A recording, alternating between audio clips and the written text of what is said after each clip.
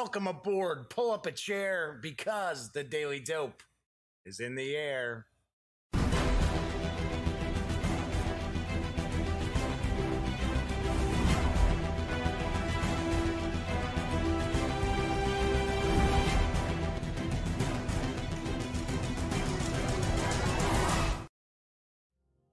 Howdy, howdy, howdy, gang. Yes, I'm Jeff McAleer, back once again as your host at The Daily Dope, presented by thegaminggang.com.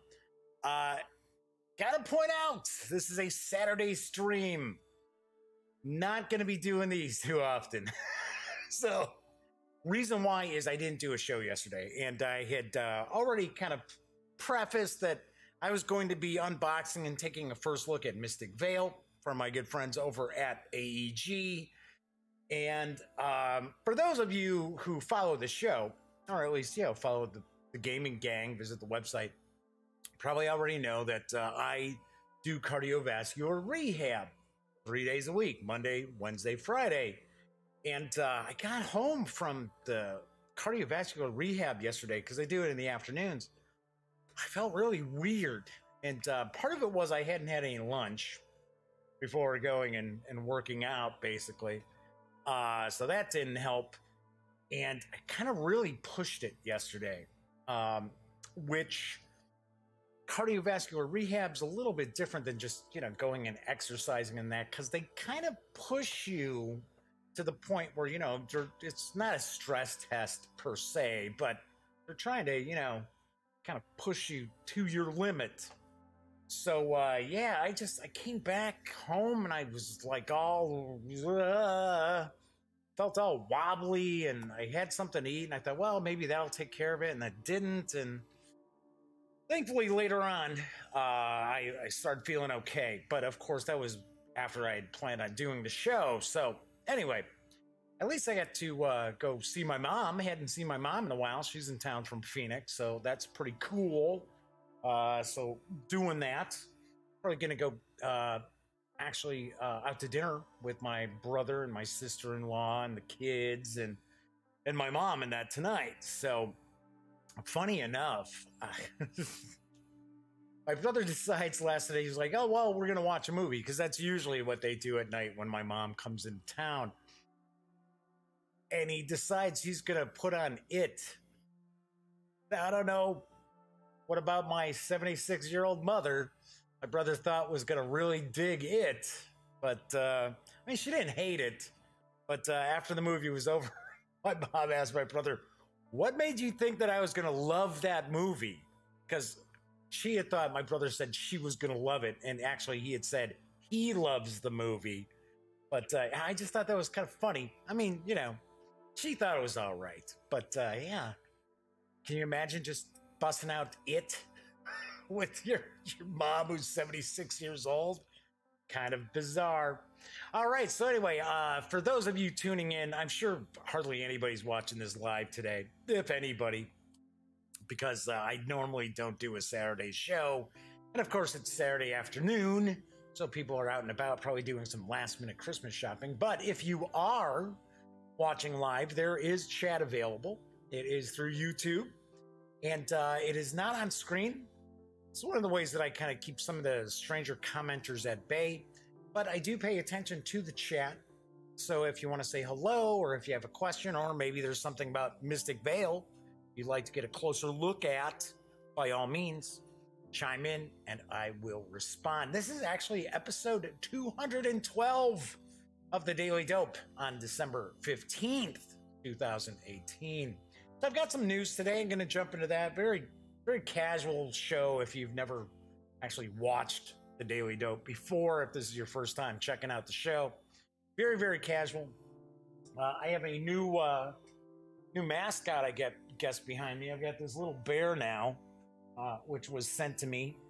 So there you go. Because I have little toys. I've got some of the little vinyl pops floating around and stuff. And I was sent this. So, guess he's like almost like a little, well, he's not a polar bear, because I think a polar bear would have a black nose. But little bear, guess maybe we can come up with a name for him. So, or her, I don't know. he or she. Pop that back in here. So a little. It was sent as a good luck charm. So I don't know how lucky a little stuffed bear is going to be, but oh, all right. So anyway, do want to point out, if you like the episode, please give it a thumbs up. If you happen to like the Gaming Gang channel, please subscribe. Before I jump into today's news, I always preface, for like, I don't know, what, the last 3 weeks or so, maybe month, I always preface the news by saying, I understand there are people out there who do not like the tabletop gaming news of the day. I get it. I understand. Some people think I'm just, spouting off like a commercial for all these games. All I'm really doing is sharing the gaming news, the same kind of stuff you would run across on other websites, or like Board Game Geek, what have you, right? Just kind of sharing the news. I don't have like a cut of the action here, right? I don't tell you what online retailer to go to, or what friendly local gaming store to go to, or what big box store to go to. I'm just sharing the news. That said, even though I tell people, hey, if you don't like the news, check the show notes down below, because there are timestamps there. You can skip ahead to, the unboxing, review, what have you, whatever the main feature of that day's show is. Even though I do that, I still get emails and comments on videos talking about how they can't believe, I'll give you a great example now. I get this comment, and I'm going to be salty for a little bit, little salty. I'll try to keep the language family friendly, right? Because I was ticked. So I get this comment on, I want to say it was the unboxing I did of the second edition of Fire in the Lake. I get a comment from this person, and this person it's the same comment practically all the time. So I've muted them. I've muted them from the channel, so their comments do not show up. So their comment was, can't believe I had to sit through 40 minutes of commercials about games I don't care about, and then watch some unboxing by some guy who, something along the lines of, does nothing better than just love the sound of their own voice. First time visitor, I think this review sucks. I won't be back. It's something else, right? Okay, so number one, they're not a first time visitor because they've been there. They make the same sort of comment all the time on the videos. That's why I've muted them from the channel. Number two, if you're too stupid to go look in the show notes, if you don't want to see the tabletop gaming news of the day, and I tell you, look in the show notes, you can skip it, and you don't do that, whose fault is that? That's my fault? I can explain it to you. I can't understand it for you. The other thing was, it wasn't a review. It's an unboxing. I can't tell you how many people will comment and say, oh, yeah, a pretty lackluster review, blah, blah. It's not a review. If it says first look, and I say, hey, today's show, I'm going to unbox and take a first look at, how is it a review? I don't know. It gets to the point where it's pretty crazy. So basically what I want to say is, if you don't like the video, that's fine. I get it. You want to give it a thumbs down? Okay, that's fine. If you want to share a reason why you don't like it, that's fine. Of course, if you like it, please give it a thumbs up. But the whole point is, don't like it for something that I'm telling you it's not gonna be, or I'm telling you you can skip past things. It just drives me nuts. And I know it's just such a tiny, tiny percentage of people out there, but they're so vocal about things. It just really bugs me. It really frosts my ass, I guess is what I should say. The last thing I'm going to say is, this is a live stream. It's recorded live, and then the video goes up on YouTube. There's no edits. There's no cuts, anything like that. The only time I do anything is if for some strange reason the audio's out of sync by quite a bit. I will re-upload the video. Now, of course, when I do that, it loses all the comments from the chat and it loses the views that it's had up to that point. But still, I go ahead and I do that.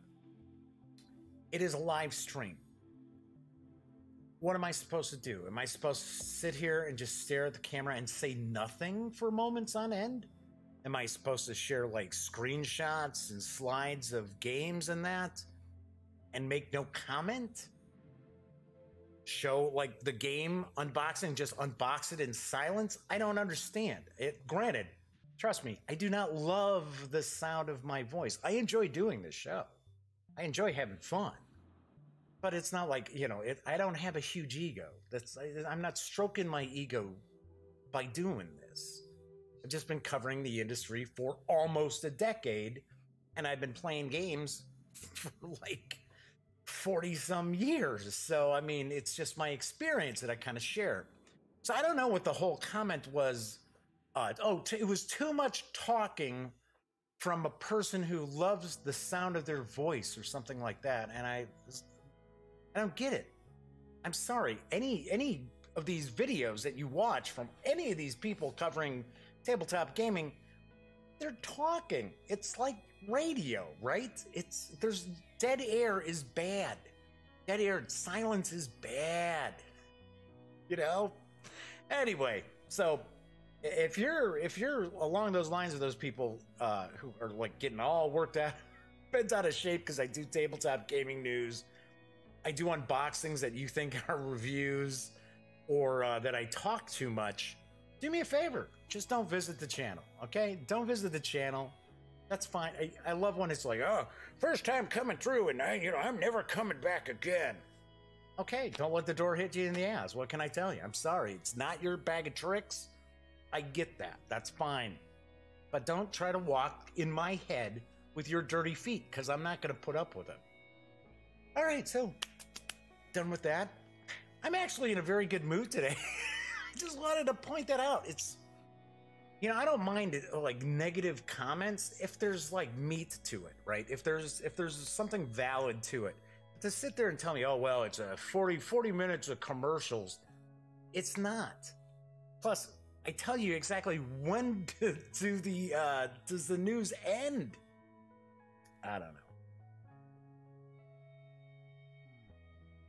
So, hey, yeah, pretty weird. Saturday show, huh? Well, okay. Moving right along. Let's get on into the news. Because there's a new card game. Looks like it's a pretty small footprint game. It's going to have a pretty friendly price tag as well. But anyway, there's this new card game that's coming in early 2019 from WizKids, and I've got the dope on. I'm going to take a stab in the dark on this. Kauna. WizKids is pleased to announce that Kauna, there could be Kuna, but that little apostrophe there makes me think it's Kauna, inspired by the ancient pyramids built by the Mayan civilization, is available soon to North American game stores. In this quick push-your-luck style game from designer Adam Dalton, I almost said Alan, it's Adam Dalton, players build pyramids of differently numbered block cards in order to stack them higher. Each turn, players will either select one of two numbered block options from the quarry in the center of the table, or place a token on one of the quarry's blocks and pass their turn. If a block is taken from the quarry, the player takes all tokens that have already been placed on that block. The player then must place that block into their pyramid structure, either as a base block or supported by two heavier blocks, those with higher numbers. There's a way around being supported by heavier blocks, though. If the block to be placed matches symbols with any lighter supporting blocks, then the block may be placed on top of them. The game ends when the quarry can no longer be refilled. To determine the winner, players add together the values printed on any blocks that are not supporting other blocks. The player with the lowest score wins, guaranteeing that their Kauna will remain standing for centuries as a monument to their civilization. Kauna will release in 2019, so be sure to pre-order at your friendly local game store today. It's according to WizKids. Kauna is available for pre-order right now, actually. And it's for 2 to 6 players, ages 14 and up. Plays in around 20 minutes. and will carry an MSRP of $19.99 when it arrives in March of next year. Wish there were some more images for me to share for this game, but it does seem like seems kind of interesting. So there's a numerical aspect to it. There's also a symbol matching aspect to it. Sounds kind of neat. So keep your eyes on that, coming in March. Okay, so I had to share this next news piece because it's kind of a blast from my past, because the classic 1968 Hanna-Barbera cartoon Wacky Races is getting the board game treatment from CMON Limited early next year, and here's the dope. CMON Limited is off to the wild world of cartoon racing with their upcoming release of Wacky Races, in partnership with Warner Brothers Consumer Products, based on Warner Brothers' popular Hanna-Barbera cartoon. Recreate the crazy fun and, yes, wacky races from the adventurous 1960s animated series. Wacky Races puts players in the driver's seat with control of their favorite drivers from the cartoon series, including the Slag Brothers, the Gruesome Twosome, Penelope Pitstop, Peter Perfect, and more, each with their own car equipped with special abilities. They'll compete against each other, and the game-controlled mustachioed Dick Dastardly and his wheezy pup, Muttley. You have to remember Muttley. And then Muttley had like a cousin. Gosh, I can't remember the name. It might pop in my head before I finish up this news piece. Each racer is depicted with amazing art from the Warner Brothers archives and CMON's artist Giovanna Guimares, and beautifully sculpted miniatures. Designed by Andrea Chavarz-Vesio and Fabio Tola. Hey, that one's easy. Races are simple yet strategic as players place cards down indicating the terrain tiles the racer will move to, with the last card played indicating where Dastardly and Muttley will end up. However, it wouldn't be wacky without a little trouble standing in the way. Racers will need to dodge or negate traps set by Dastardly as he attempts to stay ahead of the pack. Racers can choose between single races lasting 10 to 15 minutes or the championship mode, offering unique rule sets changing from race to race before a winner is named. CMON's creative director, David Preddy, is a longtime fan of Wacky Races. I was overjoyed when Warner Brothers trusted us to bring this incredible franchise to the tabletop. For us, it was key to make a game that represented Wacky Races with all its adventures, incredible miniatures, art, and simple rules, welcoming to fans of these series and tabletop gamers alike. Wacky Races' easy-to-learn rules will be a sure hit with families or any gaming group looking for some lighthearted competitive fun. The board game will be available in early 2019 in both a regular and deluxe edition. The deluxe edition will come with pre-painted miniatures, while the regular edition will include one-color miniatures. Of course, perfect for painting. Wacky Races is for 2 to 6 players, ages 14 and up, because of the small pieces with the miniatures, no doubt. Plays in 10 to 15 minutes per race, and will carry an MSRP of $49.99 for the regular edition when it arrives in April of 2019. So I had to laugh because, now, first of all, I was born in 1967, so now I remember Wacky Races, but obviously I remember Wacky Races as a little kid in reruns, not when it first aired, because that would have made me about a year old, and I would not remember that. But I do remember the spin-offs, because Wacky Races it was only on for like a year, and I don't even think they did like a full season's worth of cartoons. I think there's maybe, aren't there like 13 to 15 episodes of Wacky Races? There aren't that many. But interestingly enough, it spun off 2 shows, which I think in the end were actually more popular than Wacky Races. And one was the, isn't it The Perils of Penelope Pitstop? And then there was, I think it was Dick Dastardly and his flying machines or something like that. So I got to be honest, as a little kid, I had one of those little kid crushes on Penelope Pitstop. But this looks pretty cool, and I got to point out, this would probably be a great pickup for somebody who doesn't even care about the game itself. There are some images out there with the either they're the pre-paints or they're actually just painted minis, which are from I saw them, but they were from an individual. They weren't from somebody associated with CMON, as far as I understand. These miniatures are not going to be little itty bitty ones either. They look to be about yay big. They look to maybe be about 3 inches in length for a lot of them. So they're not little itty bitty minis. So I could actually see people purchasing this just to get the miniatures without even caring about the game. I do not have an MSRP for the deluxe edition, which, excuse me, will have the pre-paints. So I don't know, but I just really dig this. It's just a blast from the past for me. And so anyway, I was going to say, so we had Muttley, who was always like snickering, like,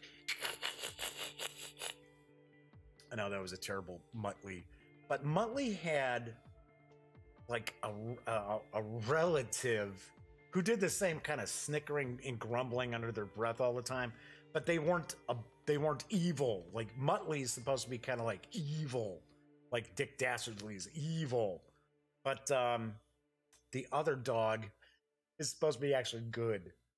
Because I think there was a cartoon where he's like a detective or something. Oh, damn, off the top of my head, I can't remember it. And it rhymes with Muttley, obviously enough. Okay, so how about a little bit of RPG news? Because the latest supplement for, I think it's called Symbaroum.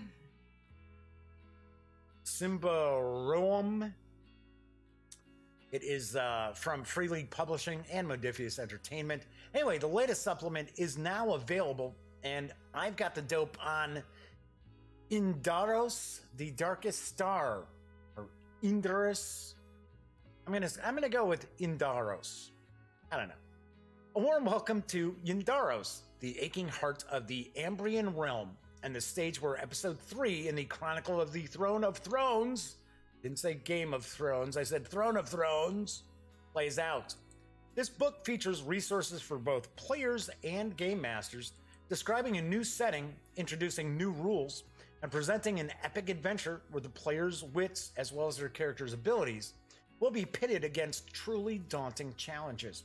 It features the adventure The Darkest Star, taking place during a fateful period in the history of the realm. An extended account of Indaros' history, activities, factions, and conflicts, meant to be read by both players and game masters. 25 unique establishments where player characters may rest, eat, drink, gather information, or seek an audience with local dignitaries. Or if there's any other things they could be up to. A comprehensive chapter for the game master describing what lurks beneath the city's surface. Well, now you've just told the players there's something beneath the city's surface. With plenty of plot hooks to develop into adventures or entire campaigns.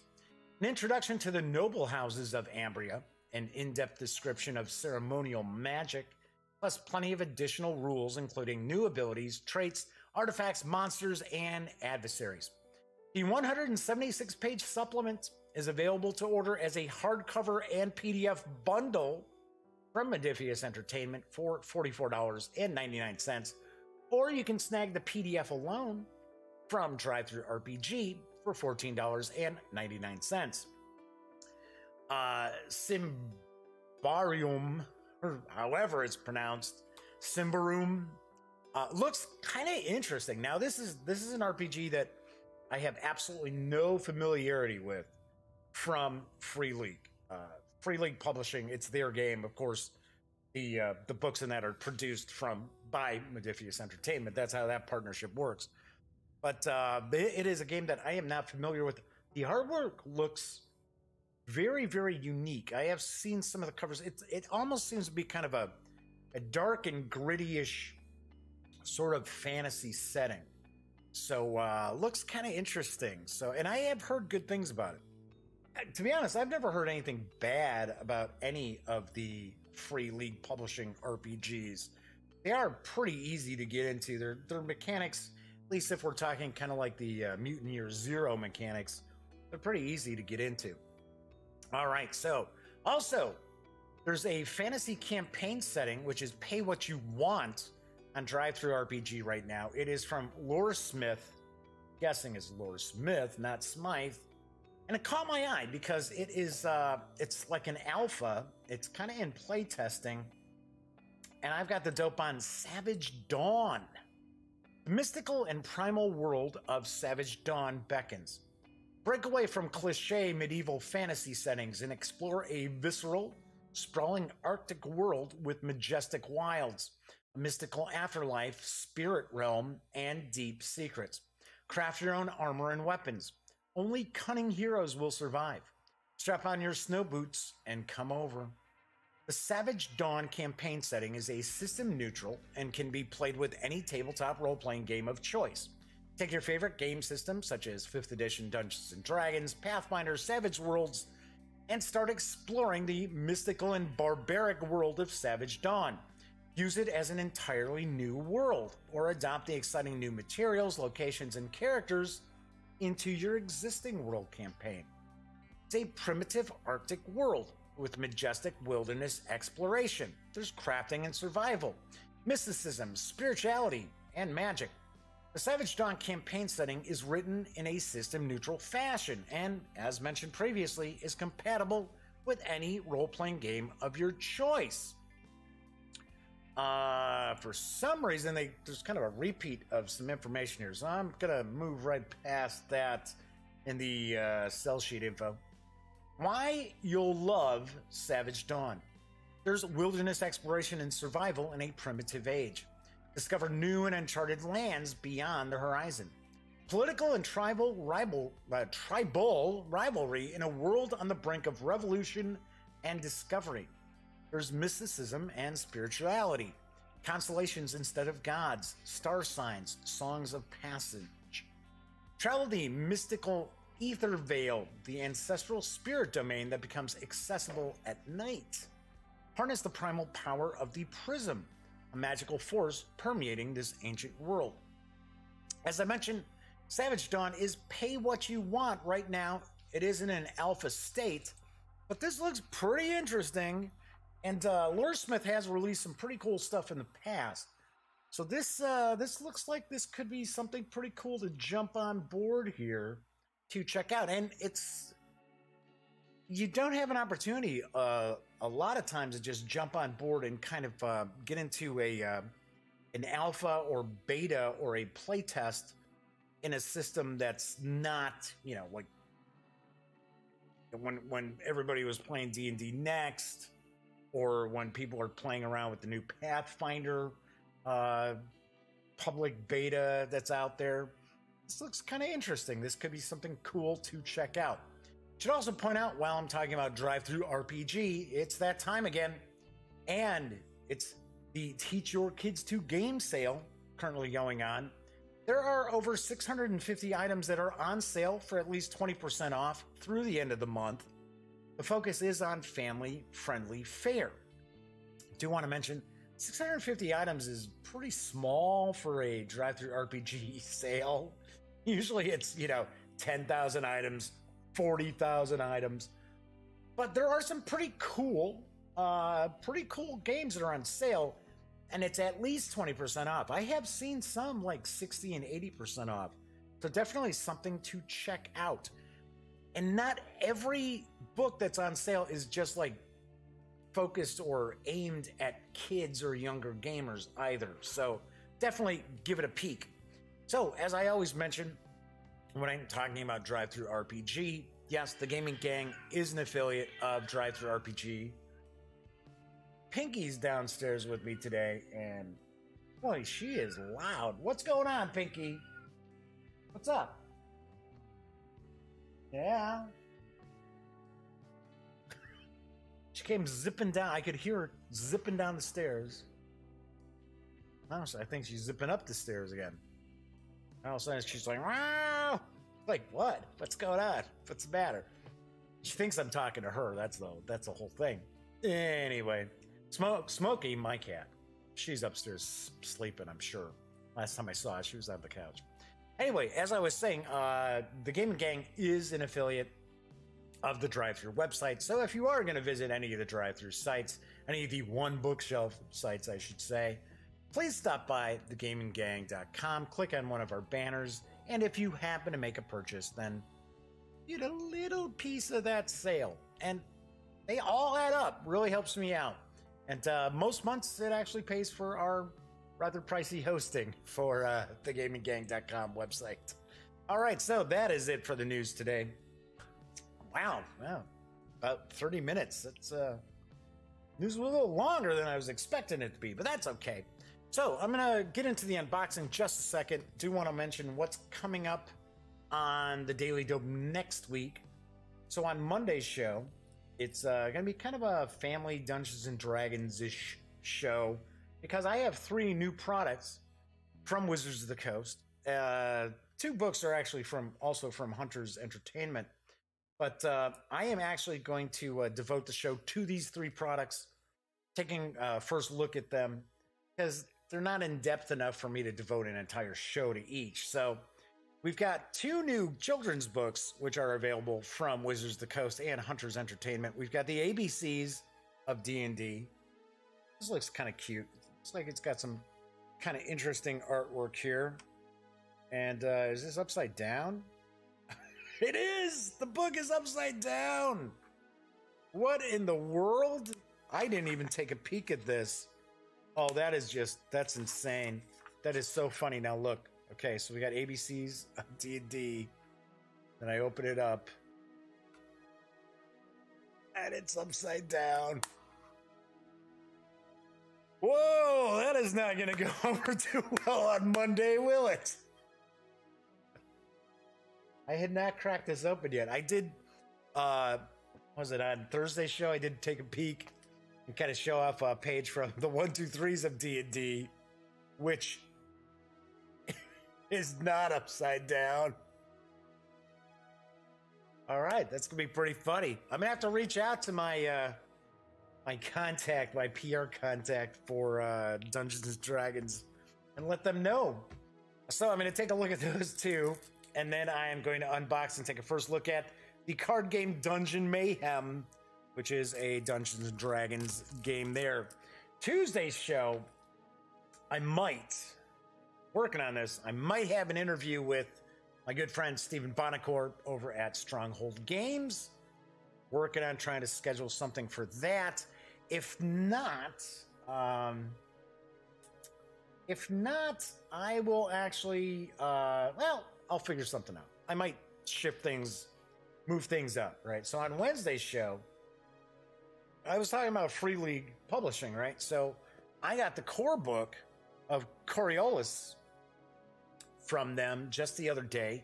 So we're going to actually crack this open, take a deep dive, take a first look at this, and it won't be a review, just a first look. I don't know anything about it, but I'll tell you one thing. On Thursday's show, I am going to review Forbidden Lands from Free League Publishing. Really digging this. I'm almost done reading the PDFs, so that's why I'm going to do a review of that on Thursday. So that will be pretty cool. If you're a role-playing game fan, and if you have not gotten to see Forbidden Lands in depth, definitely take a peek at my video from last week, because it is really, really impressive. It's like $50 for the box set, and there's 2 little I shouldn't say little, they're about 200 pages. 2 hardcover books in there. There's a map. There's like a Legends and Adventurers book. Very, very interesting. All right, so anyway, so that will be on the Thursday show. And then Friday, I'm not sure. Friday might be... Okay, so if I don't have the interview with Steven on Tuesday, I will do my last minute gift guide, holiday gift guide for gamers out there. I will do that on Tuesday. If I do the interview with Steven on Tuesday, then I will do the buyer's guide on Friday. That's how we'll work it out next week. There we go. There you have it. All right, so I do understand that there are folks out there who are probably checking this video out because they want to see Mystic Vale. Assume that's why everybody's watching this. Mystic Vale is from Alderac Entertainment Group, or as I like to refer to them, AEG. It's designed by John D. Clare with artwork provided by Rolf Burzuk, Storn Cook, Andrew Gaia, Catherine Guevara, Heather Create, just taking a guess at that one. Kiri Ostergaard Leonard, Matt Paquette, Kiki Mochrizki, and Martin D. Diego Sabata. I'm sure I got almost all of those names incorrect. The game is for 2 to 4 players, ages 14 and up, plays in around 45 minutes, does carry an MSRP of $44.95. Now, this came out 2016, I believe. Off the top of my head, I think it was 2016, maybe early 2017. It has actually done very, very well for AEG. There are a variety of expansions, various size expansions for this that are out there. And I had actually done some unboxings for some of the expansions, but I never had the core game. So now I actually have the core game, so I get to play it, and then I'll get to play the expansions. So let's crack this on open. So the premise is this is kind of like a card building game. And if I remember correctly, the premise of the game is that it's like the forest is dying, and you are kind of like keepers of the forest who are trying to save the forest, if I remember correctly.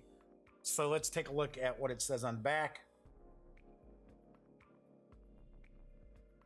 Oh, here we go. A curse has been placed on the Valley of Life. Okay, so it's the valley.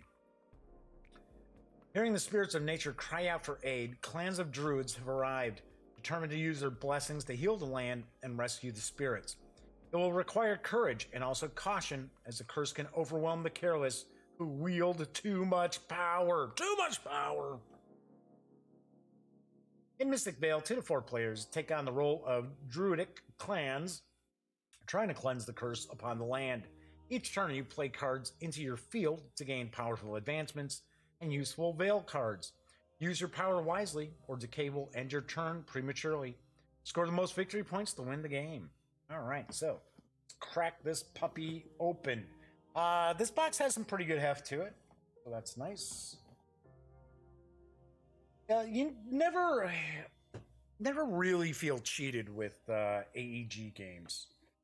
I can't think of a title that I've cracked open and I'm like, ooh, you know, wow, there's a lot of air inside here. Okay, so we've got the rule book. Yeah, cool, we got enough space there. So it's talking about the introduction, kind of giving us a little more info about that curse. Got a game overview, talking about the goal. Player with the most victory points at the end of the game wins. Talking about the components. Starting cards, advancements, fertile soil advancements. 36 Vale cards, broken up into level 1 and level 2. We've got card sleeves. It says for the first game, before playing the first game, each starting card should be placed in a clear plastic sleeve. Once placed, starting cards should remain in the sleeves, since there's no purpose in the game to remove them. Vale cards are not sleeved. Also note the game includes 20 additional plastic sleeves in case replacements are required. Oh, that's nice. That's cool. So we're seeing player decks, talking about the common cards, level 2 advancements, level 3 advancements, showing the layout of the game table here. And getting a little glare off of that. Huh. Talking about setting up the fields, determining the starting player. We've got an active side, use side, starting player symbol. Oh, those are mana tokens. Okay. So I'm taking guess that we've got cost for the spells. Oh, you have to spend your mana. How to play, talking about taking a turn, planting phase, spoiling, harvest phase. Harvest abilities, scoring victory points, buying Vale cards. Buying advancements, here we go. Example of buying Vale cards. Example of buying advancements. The discard phase, the prep phase, and then the end of the game. So we got a lot of examples here. Got quite a lot of images as well. Talking about some additional rules. So just kind of looks like they're just going into a little more explanation of maybe some things that don't come up a whole lot in the game. Card clarification. So we got Aurora, Calm Weather. Different cards here. Guy is chosen. Peacekeeper Druid. Talking about the Veils. Like the artwork. That was one of the first things that I noticed on some of the expansions was the artwork on the cards was very, very nice. So there you go. Edge of Darkness. Mystic Vale is just the beginning. There is also the Twilight, isn't it Twilight Dale? It's right behind me. Let me look. Oh, Twilight Garden is the latest expansion that came out, and it's a big box expansion. So talking about advancement cards. This looks like this might have been some errata that was added after the fact. So we've got a punch board here. Looks like we've got those are the mana. Oh wait, these are mana. Maybe these are victory points. And then these represent 5. Dual-sided. So there we go. So we got those. Got the various different cards. Pretty interesting. Now we've seen this a little bit with some of the AEG games and that, but this is something fairly new where you were basically building these cards. Crack those open in just a sec. Looks like some of these might be the starter cards in here. And we've got those as well. And then we've got the sleeves. And these are just blank sleeves. Yeah, a little surprised. Usually AEG will have something on their sleeves when they include sleeves.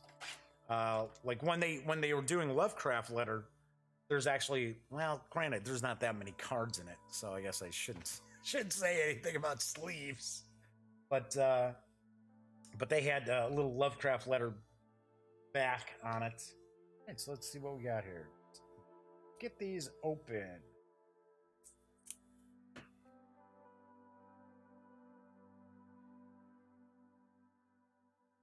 There we go. Now I'm not talking. So for that commenter who says I talk too much, here's some silence for you.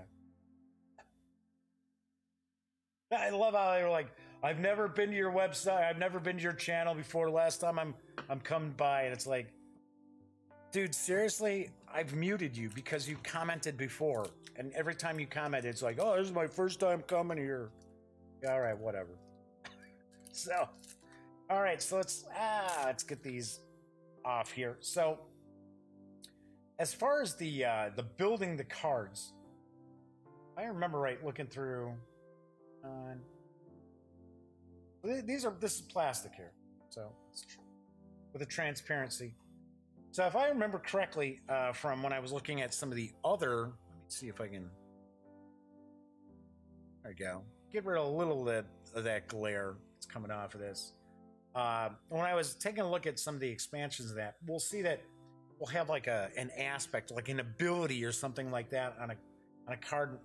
They tend to have 3 copies of it, because I believe you can only like add this beneficial feature or whatever aspect to a card if that you've got a slot open, right? So for an example here, let's say this is something else, right? But let's say that you had a card that was like this and this. Well, the only other space that you could put something is it has to be down in here. So I believe that is how that works. We're not going to go look through every single card here, but we've got Enchant Chorus, got Seedling. It's an ongoing effect. Okay, so we got a Peacekeeper Druid. Of course, these are a little bit stuck together. Got Peacekeeper Druid. Cool. Will-o'-the-Wisp. Woodland Warren. Life Bloom, Orchids, Hulking Thornhide, Fertile Soil. It's like a lot of Fertile Soil cards in a variety of locations there. Okay, so we got those. Then got some cards here. So I'm going to take a guess that these are probably the beginner cards, like the starting cards, as well as maybe some of the Vale cards. Okay, so we've got Fertile Soil, we've got Cursed Land. We've got blanks. Maybe these are the starting cards. Got more Fertile Soil. More Cursed Land. These are the starting decks. How much you want to bet there's starting decks for each player? That is a possibility. Yeah, because these all seem to be fertile soil, Cursed Soil, or blank. Let's take a look. Yep. How much you want to bet? Because we're going to see different backing on these. Yep. Okay, so this is one like Druidic Circle. That's one. That's two. This is three. And that's four. Yep, there you go. So that's what those are. So these are the starting decks for the players. Pretty cool insert here. We can see for us to place the cards. There we go. Let's see what we've got on this one here. Oh, I already did slash that open. When played, look at your next on-deck card. You may discard it. Okay, so we've got Calm Weather. We've got Wellspring. We've got Lifebringer Seed. Field of Flowers. We have after this, was it Grassland? Oh no, Moonwolf. Huh. And then we've got, looks like Grassland. We've got a Hive Swarm. Hive Swarm. Like I said, I had always heard really, really good things about Mystic Vale, and it's done really, really well for AEG. So I'm very glad to actually finally have an opportunity to play it and actually do a review for it. Because, you know, I know a lot of people out there are all like, oh, it's all cult of the new, cult of the new, cult of the new. One thing I keep pointing out is that, you know, cult of the new is fine, but you got to also remember that it's gotten to the point where a lot of these companies are in kind of dire. I'm not talking AEG. But there are game companies out there that are in trouble because people are just so into, you know, just cult of the new, where it's like, oh, well, you know, every store has to kind of like turn over their shelf space like on a weekly basis, practically, I should say. And, you know, company releases aren't sitting out on the shelves or getting enough buzz for a long enough time. So it's almost like these days when you go to the movies, right? When I was a kid, I mean, Star Wars was in theaters for like a year. No joke. I mean, it was in theaters for a long, long time. Now we're not talking Star Wars movies, but just about any just regular movie. Any regular, you know, film release has to make its money like in the first weekend or two, or that's it. It's getting to be like that with the game industry, and that is not good. Not good news. So, Feral Chieftain, Cleansing Rain. Druid Song.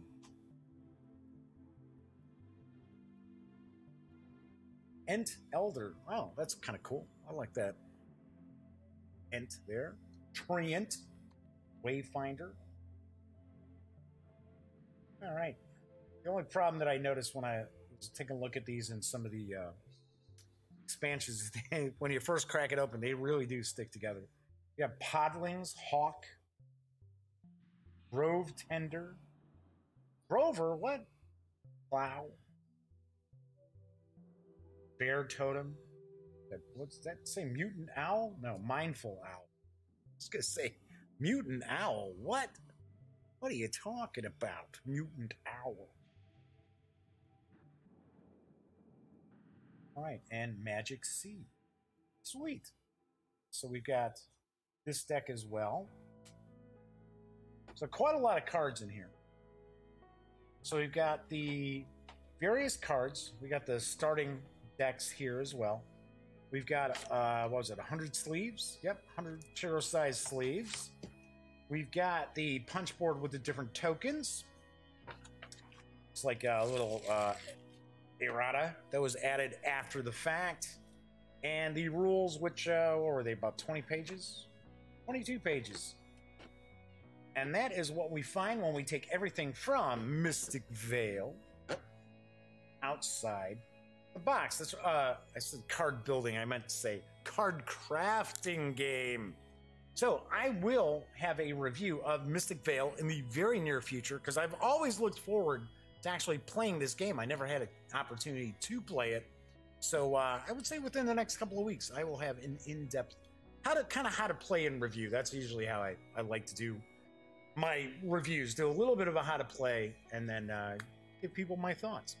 All right, so once again, should point out that the core game for Mystic Vale is from AEG. It is for 2 to 4 players, ages 14 and up, plays in around 45 minutes, and it does carry an MSRP of $44.95. I have seen it for quite a bit less online, just to point that out. Not telling you who to go shop with or anything like that. People get mad when I talk about any kind of online sales. But if cost is important to you, I want to take a peek online. All right, so that is it for a special Saturday show today. So I always like to point out when you're not watching videos on the Gaming Gang channel, please go visit thegaminggang.com for all the latest in gaming news, reviews, comics, movies, TV. By now you know the drill. Get your geek on at thegaminggang.com. Once again, I'm Jeff McAleer. Have a great weekend. Have a very safe weekend. I will be back on Monday with my kind of family fun D&D with my upside down book. So until then, thank you very much for watching, and I'll see you on Monday.